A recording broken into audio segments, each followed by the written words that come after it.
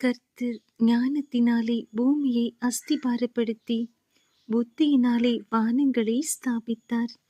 நீதிமொழிகள் 3ஆம் அதிகாரம் வசனங்கள் 15 முதல் 20 வரை. முத்துக்களை பார்க்கிலும் அது விலையேறப் பெற்றது.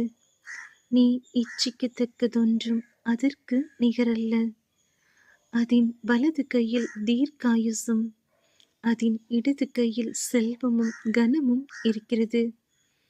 அதன் வழிகள் இனிதான வழிகள், அதன் பாதைகளெல்லாம் சமாதானம்.